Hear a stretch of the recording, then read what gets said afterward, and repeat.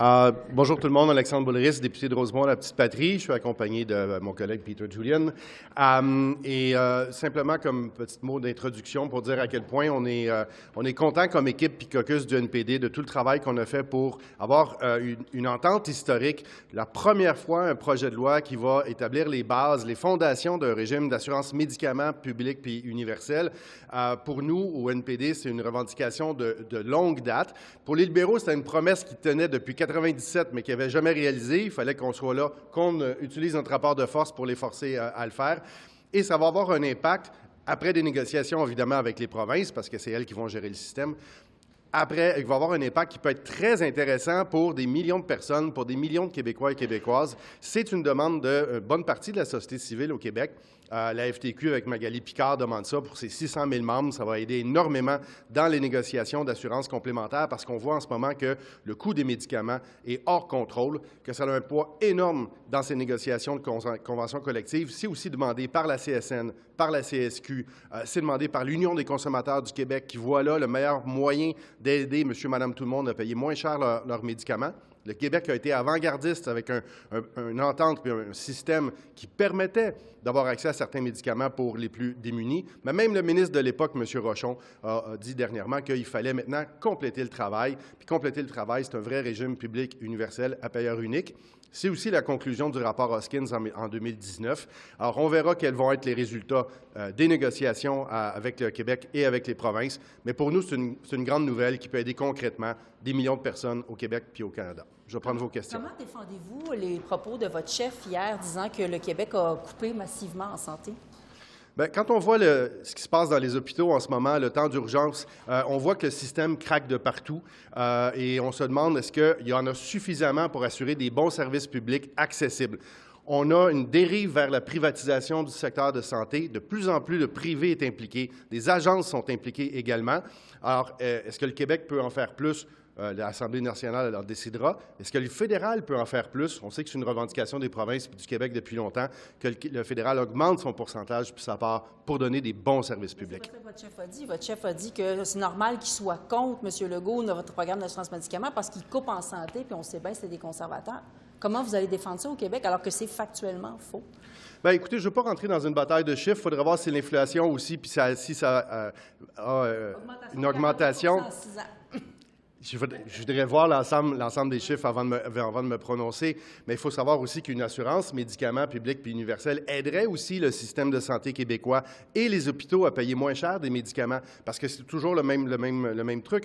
Quand on a fait des achats groupés, quand on se met à plusieurs pour acheter des médicaments, quand on uniformise les prix puis on les standardise aussi, c'est la meilleure méthode pour réduire le coût des médicaments. Alors, j'espère que M. Legault va faire preuve d'ouverture dans les semaines puis dans les mois à venir. Je pense que c'est dans l'intérêt des Québécois et des Québécoises. Je pense que ce serait dommage que les jeunes Québécois soient les seuls de ne pas avoir accès à des contraceptifs gratuits ou que les diabétiques payent plus cher pour leur insuline ou leur équipement pour s'injecter l'insuline par rapport à d'autres provinces. Donc, c'est des discussions, des négociations qui vont avoir lieu. Confirmez-vous que le gouvernement du Québec aura un droit de retrait avec pleine compensation inconditionnelle et sans équivoque? Bien, écoutez, ça fait partie du programme du NPD depuis longtemps, depuis Jack Layton, que le Québec a le droit, quand il y a un nouveau programme fédéral, ce qui est le cas, de se retirer avec pleine compensation, surtout que dans ce cas-ci, c'est des négociations avec les provinces qui sont incontournables. C'est les provinces qui vont gérer les programmes d'assurance médicaments, même si on peut faire des achats groupés ensemble. Donc, pour nous, le droit de retrait, il est là pour le Québec, évidemment, mais on vous dit, l'offre serait tellement avantageuse pour les travailleurs, pour les travailleuses, que je pense qu'il faudrait au moins commencer à avoir cette discussion-là pour voir l'impact que ça aura pour le portefeuille des gens. Oui, mais c'est pas un projet de loi du NPD, c'est un projet de loi gouvernemental. Vous allez faire quoi pour vous assurer que ce soit écrit quelque part, noir sur blanc? Bien, écoutez, pour nous autres, c'est quelque chose qui est important, qui est majeur, qui fait partie de nos principes et nos valeurs. On a forcé les libéraux, finalement, à déposer un projet de loi sur l'assurance médicaments. C'est historique, c'est la première fois que ça se fait. Puis nous, on pense que c'est un pas dans la bonne direction. On est le seul pays au monde où il y a une assurance maladie publique puis universelle, puis qu'il n'y a pas d'assurance médicaments publique puis universelle à côté. On insiste beaucoup sur ce point-là depuis des années avec les libéraux pour faire baisser le coût des médicaments, aider les sur le droit de retrait. Bien, évidemment, ça fait partie des discussions qu'on a avec le gouvernement libéral. On va regarder. Ça serait un bris de privilège parlementaire d'en parler en ce moment, parce qu'il n'a pas encore été déposé. On verra quand il va être déposé, puis il va être étudié en comité. Projet de loi sur la haine en ligne, lui, est déposé, donc on ne brise pas de privilège parlementaire. Vous avez appuyé S-210, là, il va se retrouver en comité. Comment est-ce qu'on va faire pour faire progresser les deux en même temps? Je sais, c'est de la poutine parlementaire, là, mais il y a urgence d'agir. C'est vous qui avez critiqué la lenteur des libéraux. Il y a une urgence d'agir, c'est certain. Maintenant, pour C-63, il y a des éléments qu'on aime beaucoup là-dessus, et surtout de s'attaquer à cet aspect horrifique de la pornographie juvénile, mais aussi les amendes qui sont d'une taille qui sont nécessaires, je pense, pour changer le comportement des géants de web. Mais qu'est-ce qui manque? Surtout, c'était la question des algorithmes, parce que c'est là souvent la source de la haine, la désinformation, et souvent de cette pousser cette pression pour que les gens se blessent, s'auto-infligent des blessures. Et tous ces aspects-là, on va regarder en comité. Maintenant, l'autre projet de loi, je pense, a aussi des lacunes. Qu'est-ce qu'on va voir dans les prochaines semaines? C'est la meilleure façon d'avancer les projets de loi pour arrêter ces horreurs de pornographie juvénile et tous ces aspects-là de la haine et aussi cet aspect de pousser les gens de s'auto-infliger, de faire des blessures. Tous ces aspects-là devraient être mis en place. Alors pour nous, on veut que le projet de loi passe le plus rapidement possible, mais aussi qu'on apporte les plus grandes améliorations. Et on espère bien que tous les députés vont travailler dans le même sens. Faire les choses dans l'ordre. Vous êtes au comité. Si on propose, par exemple, que C-63 ait préséance sur S-210, un projet de loi gouvernemental a toujours la préséance, un projet de loi émanant des députés. Alors, pour cet aspect-là, une fois qu'on a le débat en Chambre, ça va passer en comité. Et bien sûr, pour nous, c'est là où on va apporter la plus grande attention. Réussite de S-210 dans la législature actuelle? Mais il y a des faiblesses dans le projet de loi, bien sûr. On a appuyé le projet de loi au niveau des principes. Dans les prochaines semaines, on va regarder des amendements aussi. Mais C-63 fait plus de choses et s'attaque, je pense, surtout quand il s'agit de la pornographie juvénile, qui cause des ravages partout. C'est un projet de loi intéressant. Et qu'est-ce qu'on veut faire, c'est améliorer et le faire adopter le plus rapidement possible. L'action que ça prend, le gouvernement a attendu 800 jours. M. Trudeau a promis dans la dernière élection fédérale que ce projet de loi sera mis déposé en Chambre après 100 jours. Ça a pris 800 jours. Pour nous, c'est primordial maintenant que les parlementaires fait de l'action d'abord pour améliorer le projet de loi et pour le faire adopter. Concernant le retrait de matériel problématique en 24 heures, le contenu haineux n'en fait pas partie. Vous auriez aimé que ça reste là. Qu'est-ce que vous répondez à ceux qui disent oui, mais peut-être que ça pourrait empiéter sur la liberté d'expression? Pour nous, on veut regarder le projet de loi, on veut demander des témoins, on veut agir.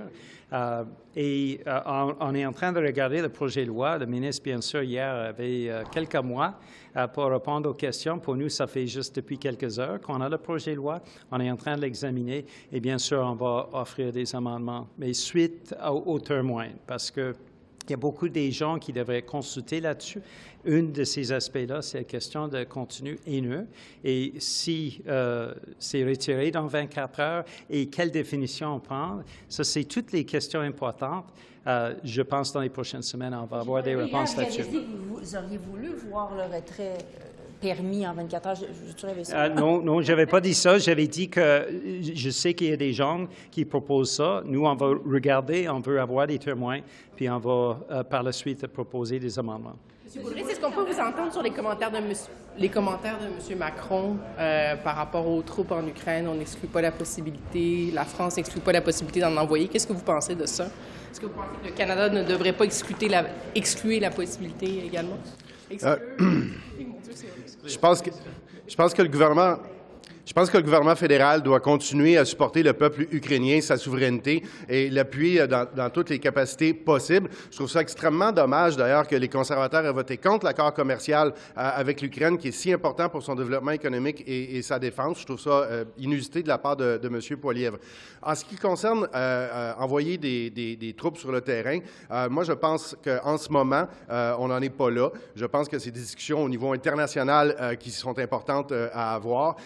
J'aurais tendance à dire attention à des risques d'escalade, mais je pense qu'aussi, on doit montrer toute notre solidarité envers le peuple ukrainien et les aider à gagner cette guerre. On ne veut pas que le régime criminel de M. Poutine gagne cette guerre-là en ce moment. Est-ce qu'on peut gagner cette guerre sans envoyer de troupes? Je ne suis pas un spécialiste des questions militaires, Mme Martin. Je voulais vous entendre sur l'entreprise Dalian. On apprend qu'elle a 2 comptes dans des paradis fiscaux. Oui. C'est une entreprise qui a obtenu des contrats pour ArriveCan. Oui. Qu'est-ce que vous pensez de tout ça? Je pense que ça fait des années que le gouvernement fédéral, conservateur ou libéral, se traîne les pieds sur la question de l'évasion fiscale et l'utilisation des paradis fiscaux. C'est juste une preuve supplémentaire. Vous savez, on perd des milliards de dollars chaque année en évasion et en évitement fiscal qui pourraient nous servir à payer des meilleurs soins de santé publique, des meilleurs transports en commun, qui pourraient servir à construire des logements véritablement abordables. Puis là, en plus de ça, on a un gouvernement fédéral qui donne de l'argent à une compagnie qui a déjà des filiales dans les paradis fiscaux. C'est-à-dire qu'ils n'ont même pas vérifié s'ils donnaient de l'argent public à une compagnie qui va la mettre de côté par la suite, puis qui va punir, en fait, les contribuables québécois et canadiens en ne payant pas leur part d'impôt ici. Je trouve ça très irresponsable de la part du gouvernement, mais ça montre tout leur laxisme sur la question des paradis fiscaux depuis des années. Le Canada devrait-il atteindre à court terme la cible de 2 % de dépenses militaires de l'OTAN? Je pense qu'il faut voir qu'est-ce qu'on est capable de payer selon nos capacités et selon nos priorités. Je pense que ce serait des discussions à avoir le jour où le NPD formera le prochain gouvernement, puis au cabinet, on aura ces discussions-là. Ça fait quand même 2 ans facile qu'on discute de ça. Là. Je pense que le budget militaire canadien, c'est quand même plusieurs dizaines de milliards de dollars. C'est important pour notre contribution au sein de l'OTAN pour la défense nationale. Il y a beaucoup d'hommes et de femmes qui servent sous les drapeaux ici, puis il faut leur donner le meilleur équipement, les meilleures protections possibles. Mais sur les investissements futurs, on verra. Je pense que pour l'instant, on est vraiment préoccupé sur les enjeux de logement abordable puis de coût de la vie, notamment le coût du panier d'épicerie. Merci. Merci.